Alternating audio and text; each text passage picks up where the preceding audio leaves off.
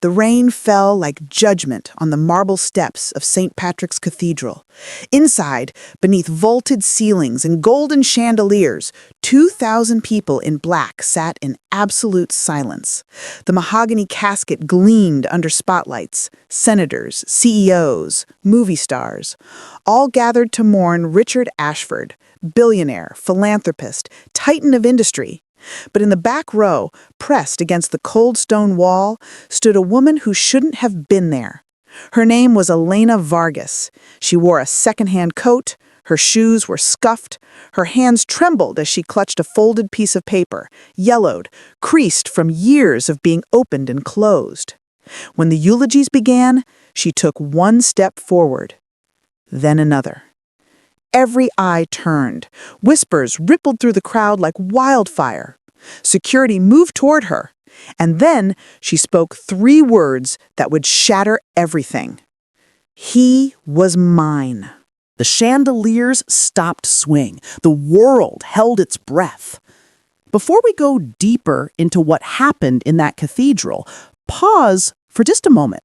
Let the weight of those words settle. And tell me, where are you watching from tonight? Drop a comment. Subscribe so you don't miss stories like this, because what's about to unfold, you won't believe it. Now, let's go back to where it all began. Elena Vargas grew up in the kind of poverty that doesn't make the news. Bronx, 1987, a 5th-floor walk-up where the heat rarely worked and the walls were so thin you could hear your neighbors' arguments, their tears, their late-night prayers. Her mother, Carmen, cleaned office buildings in Manhattan. She left at 4 a.m. and returned after dark, her hands red and cracked from chemicals, her back bent from years of scrubbing floors that would never be hers. Elena was 12 when she started going with her. She'd sit in the corner of those glass towers doing homework under fluorescent lights, while her mother emptied trash cans and wiped down desks where men in suits made decisions that shaped the world. "Mija," Carmen would say, pulling Elena close on the subway ride home, "you will not do this. You hear me? You will study, you will rise, you will be more." And Elena believed her. She studied by candlelight during blackouts. She read books borrowed from the library until the spines broke. She won a scholarship to a magnet high school in Manhattan, the kind where kids showed up in chauffeur-driven cars, while she took 2 buses and a train. That's where the gap became visible. Not just economic, social, invisible. She had one good outfit, one pair of shoes. She brought lunch in a paper bag while others ordered sushi. She spoke differently, dressed differently, existed differently. But she was brilliant. Her teachers noticed. They pushed her. By senior year, she'd been accepted to Columbia University with a full scholarship. Her mother wept. "This is it, mija. This is the door." Elena walked through it. But the world on the other side was colder than she'd imagined. Columbia, 1995.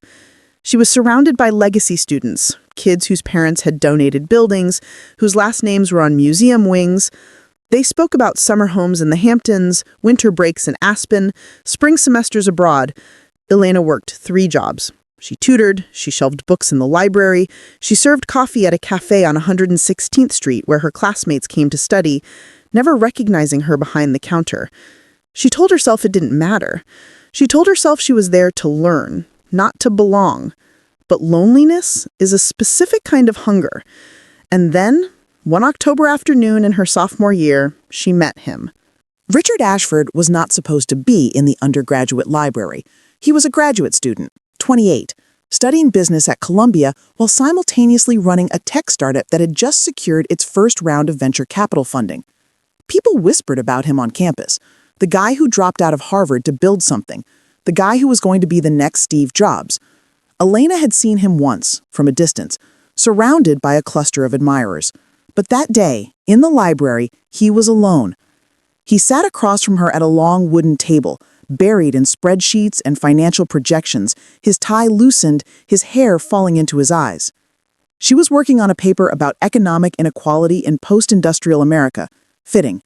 Their eyes met by accident. He smiled. "You look like you're trying to solve world hunger," he said. "Close," she replied. "I'm trying to explain why it still exists." He laughed, a real laugh, not performative, not calculated. He said, "I'm Richard. Alita." They talked until the library closed, about inequality, about systems, about whether one person could actually change anything. He was different than she'd expected. Curious, thoughtful. He didn't talk down to her, he didn't perform wealth, he listened. Most people who've made it don't want to admit the game is rigged, Elena said. I know it's rigged, Richard replied quietly. I just think you can win and still change the rules. They started meeting regularly. Coffee, walks through Riverside Park, late-night conversations that stretched into early morning. Elena fell for him slowly, then all at once. He was her first everything. First kiss under the autumn trees, first time someone looked at her like she mattered, first person who saw her, not her circumstances. He told her about his childhood, a single mother, scraping by. He'd built his company from nothing, he said. He understood struggle. She believed him. For 6 months, they existed in a bubble, a secret world where class didn't matter, where love was enough. But bubbles always burst. It happened at a spring gala, a Columbia fundraiser, black tie. Richard invited her. He said, "Come with me. I want you there." Elena hesitated. She didn't have a dress, didn't have money for one. She borrowed something from a friend. It didn't fit right. She wore her only shoes, black flats that had seen better days. When she arrived, she felt it immediately. The stares, the whispers. Richard was surrounded by donors, board members, people who mattered. He introduced her, but his tone was different, casual, distant. This is Elena, a friend from campus. A friend. She felt the ground shift beneath her. One of the women draped in diamonds looked her up and down. How lovely, and what do your parents do, dear? The question was a trap. Elena swallowed. My mother cleans offices. Silence. The woman's smile didn't reach her eyes. How admirable. Hard work is so important. The condescension was a knife. Richard didn't defend her, didn't correct the woman. He just smiled politely and changed the subject. Elena excused herself. She found a bathroom, locked herself in a stall. She told herself not to cry. But when she came out, she overheard them. Richard, talking to a man in a navy suit. She's sweet, but it's not serious. You know how it is. The words turned her blood to ice. She left without saying goodbye. Richard called, texted, showed up at her dorm. Elena, please, let me explain. Explain what? Her voice was hollow. That I was never real to you? That I was some experiment? That's not fair, Richard. You called me a friend. In a room full of people, you erased me. I panicked. I'm sorry, but us? It's complicated. No, she said, her voice breaking. It's simple. I'm not enough for your world, and you're too much of a coward to admit it. She walked away, and he let her. 3 weeks later, Elena missed her period. She told herself it was stress, finals, heartbreak. But deep down, she knew. The test confirmed it. Pregnant. She sat on the bathroom floor of her dorm, staring at the 2 pink lines, and felt the future collapse. She had no money, no family nearby. Her mother was struggling just to survive. She called Richard. He didn't answer. She called again. Finally, he picked up. Elena, I can't do this right now. I'm pregnant. Silence. Then, are you sure? Yes. Okay, we'll figure this out. They met at a coffee shop off campus, neutral territory. He looked tired, distracted. What do you want to do? He asked. The question felt like abandonment. I don't know, she whispered. I'm scared. He reached across the table, took her hand. For a moment she thought, maybe. He said, I'll support whatever you decide. But Elena, I can't be a father right now. My company is about to go public. The timing? The timing? He said, I'm not saying I don't care. I do. But if this gets out, it'll destroy everything I've built. She pulled her hand away. So what are you saying? He said, I'm saying I'll pay for whatever you need, medical care, anything, but I can't be part of this publicly. The world tilted. You want me to disappear? He said, that's not what I said. It's exactly what you said. He sighed, ran his hands through his hair. Elena, be realistic. You're 20 years old. You have your whole life ahead of you. A baby right now, it'll ruin everything for both of us. She stood. Don't call me again. Elena, I mean it. Don't. She walked out into the spring air alone. But here's what she didn't tell him. What she couldn't say in that coffee shop with his pity and his checkbook and his fear. She'd already decided she was keeping the baby. Not because she wasn't scared. She was terrified. Not because she had a plan. She didn't. But because when she looked at that test, she'd felt something she hadn't expected. Hope. This child would be hers, completely, unconditionally. She would love them the way her mother had loved her, fiercely, without apology, without shame. Richard could disappear into his empire. She would build something better.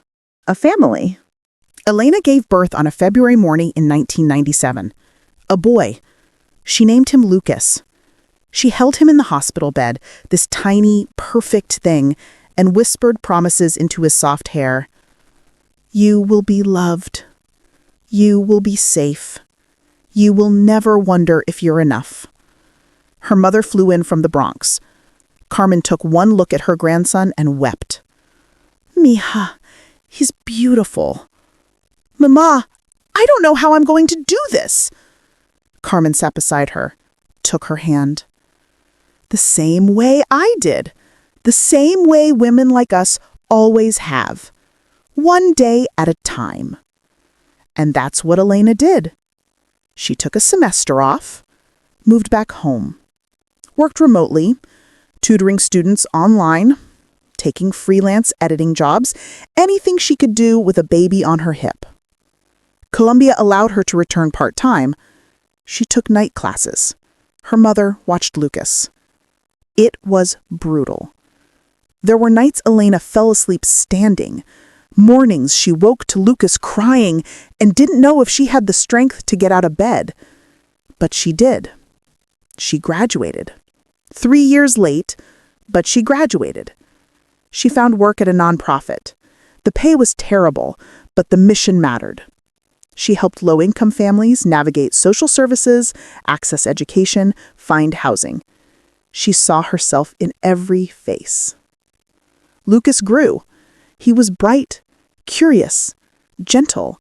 He loved books, just like she had. He asked questions about everything.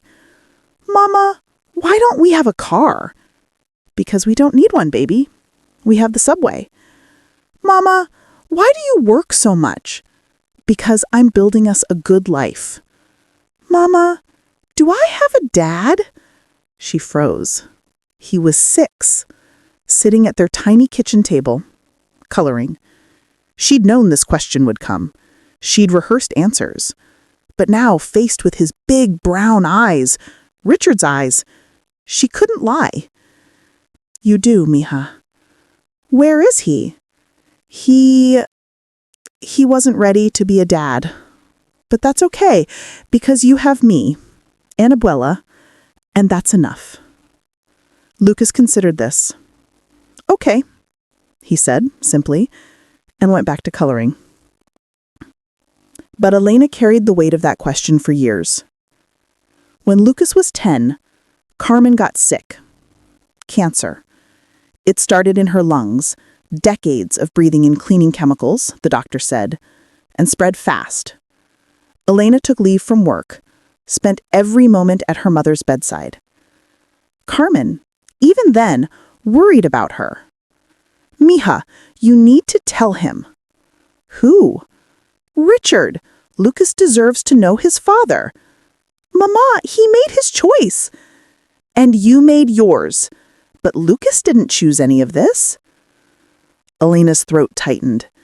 He doesn't want us. He never did. Carmen reached out, her hand frail and cold. Maybe. But maybe he's changed, Mija. People do. And even if he hasn't, Lucas should know where he comes from. Not for Richard's sake, for his own. Elena wanted to argue, but her mother was dying and she couldn't bear to fight. I'll think about it, Mama. Carmen smiled. That's all I ask. 3 weeks later, Carmen passed. Elena held her hand as she took her last breath, and in the silence that followed, she found a letter. It was tucked in her mother's Bible, addressed to Lucas, written in Carmen's shaky handwriting. My sweet boy, by the time you read this, I'll be gone, but I want you to know some things. Your mother is the strongest person I've ever known. She sacrificed everything for you. She never gave up, never stopped believing you deserved the world. You come from love, Lucas. Real love. The kind that doesn't need money or status or approval. The kind that survives. One day, you'll want to know about your father. And that's okay. But remember, biology is one thing. Being a parent is another. Your mother is your parent in every way that matters. Be good to her and be proud of where you come from. Te amo siempre, abuela. Elena read alone in her childhood bedroom and sobbed until there was nothing left. Years passed. Elena rebuilt. She threw herself into work, into raising Lucas, into creating a life that felt stable. Lucas excelled in school. He was kind, thoughtful, driven. He got into a prestigious high school on scholarship, just like his mother had. Elena was proud, but she also saw the same struggles. The class divide, the isolation. One night, when Lucas was 16, he came home shaken. What happened? Elena asked. Nothing. Lucas. He sighed, sat at their small kitchen table. There's this guy at school. His dad is some big tech CEO. He was talking about how his dad built this empire from nothing, how self-made people are the real heroes, how anyone can succeed if they just work hard enough. Elena's jaw tightened. And I got so angry, Mom. Because it's bullshit. His dad had connections, money, a safety net. And he's walking around acting like poverty is a choice? Elena sat beside him. What did you say? I told him he had no idea what he was talking about, that some people work 3 jobs and still can't get ahead, that the system is rigged. Good. Lucas looked at her, surprised. Aren't you mad?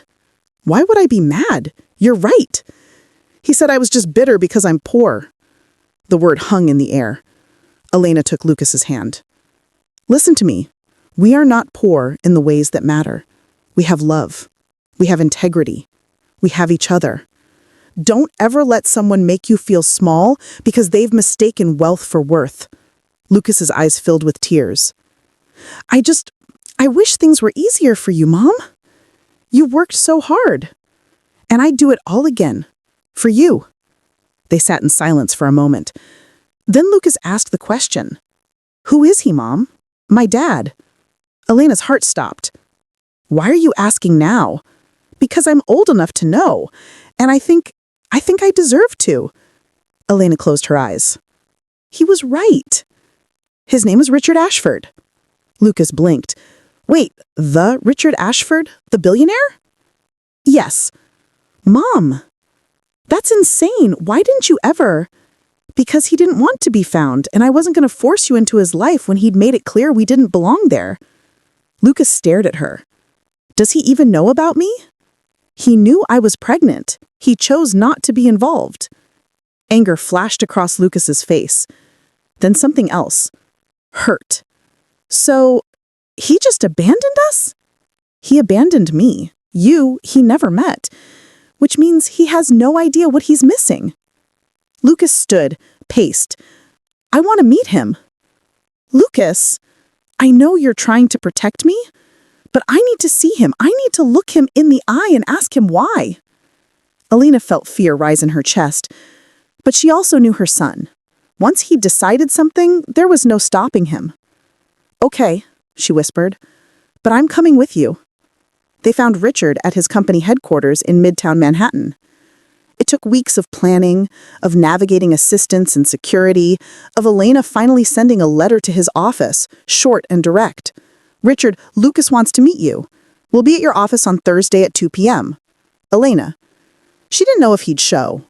But when they arrived, they were escorted to a private conference room on the 47th floor. And there he was. Older, grayer, but unmistakably him. Richard stood when they entered. His eyes went to Lucas first. The resemblance was undeniable. "My God, you look just like you," Lucas finished. His voice was cold. Richard's gaze shifted to Elena. For a moment, something flickered in his eyes. Regret? Longing? "Elena, you look well." "Don't," she said quietly. "We're not here for pleasantries." Richard nodded, gestured to the chairs. They sat. Lucas spoke first. "Why didn't you want me?" The question was a blade. Richard flinched. "It's not that I didn't want you." "Then what?" "I was scared. I was young. I was building something, and I thought—" He stopped, exhaled. "There's no good answer, is there? I made a choice, a selfish one, and I've regretted it every day since." "Have you?" Lucas's voice was sharp. "Because you seem to have done pretty well for yourself." Richard looked at him. Really looked at him. "You're angry. You have every right to be. I don't need your permission to be angry." Silence. Then Richard did something unexpected. He started to cry. Not performatively, not for show. Real tears. "I'm sorry. I'm so sorry. I don't expect you to forgive me. I don't deserve it. But you need to know. I didn't forget you. I thought about you every birthday, every milestone. I wondered who you were, what you were like, if you were okay." "We weren't okay," Lucas said. "We struggled. Mom worked herself to the bone. We barely made rent some months, and you were here, in your tower." Richard nodded, broken. "I know." Elena watched this unfold, her heart a war zone. She'd hated this man for so long, blamed him, resented him. But seeing him now, diminished, regretful, she felt something shift. Not forgiveness, not yet, but maybe the beginning of it. Over the next year, Richard tried. He didn't push, didn't demand a relationship. He just showed up. He asked if he could take Lucas to lunch once a month. Elena agreed, reluctantly. At first, Lucas was guarded, angry, but slowly something changed. Richard wasn't the villain Lucas had imagined. He was flawed, human, lost in his own way. They talked about everything: business, ethics, the world. Richard was brilliant, but he listened to Lucas like he was an equal. He asked about Elena, about their life, about what he'd missed. And when Lucas told him stories, about the time they'd had to choose between heat and groceries, about the nights Elena had cried herself to sleep, about the sacrifices, Richard wept. "I can't undo it," he told Lucas one afternoon. "I can't go back and be the father you needed, but I can be here now, if you'll let me." Lucas didn't answer right away, but eventually he nodded. Okay. Richard started providing for them, not in a flashy way. He set up a trust for Lucas, paid off Elena's student loans, made sure they never had to worry about rent again. Elena resisted at first. "I don't want your money, Richard." He said, "It's not about what you want. It's about what you deserve. You raised an incredible human being on your own. Let me do this, please." She allowed it, not because she needed him, but because Lucas did. And slowly, against all odds, something resembling a family began to form. It wasn't traditional, it wasn't perfect, but it was real. One evening, Richard invited them to his penthouse for dinner. Lucas had been there before, but this was Elena's first time. She stood on the terrace, looking out over the city, and felt the weight of 2 decades. Richard joined her. "I never stopped loving you," he said quietly. Elena turned to him. "Richard," he said, "I know it doesn't matter now. I know I destroyed any chance we had, but I need you to know. You were the only real thing in my life back then, and I was too stupid and scared to hold on to you." Elena's eyes filled with tears. "We were kids, Richard, different people." He said, "Maybe, but I look at you now and I see the woman I should have chosen, the life I should have fought for. We can't go back." He said, "I know, But maybe we can move forward as friends, as co-parents, as whatever this is. Elena nodded. Whatever this is. But fate, it seemed, had other plans. 2 years later, Richard collapsed during a board meeting. Brain aneurysm. He was rushed to the hospital, underwent emergency surgery. He survived, but barely. The doctor said he had months, maybe a year. Richard faced his mortality with a strange kind of calm. He put his affairs in order, stepped down as CEO, started a foundation in Lucas's name focused on educational equity, and asked Elena and Lucas to stay close. They did. Elena visited him every week. They talked for hours about the past, about regret, about what could have been. "I wasted so much time," Richard said one afternoon, his voice weak. "We all do," Elena replied. "But you didn't. You built a beautiful life, a beautiful son." "We built him," Elena corrected gently, "whether you were there or not. He's half you, Richard." Richard smiled. The better half. In his final months, Richard became someone new. He sold off parts of his empire and donated billions to causes he'd once ignored. Education, housing, healthcare.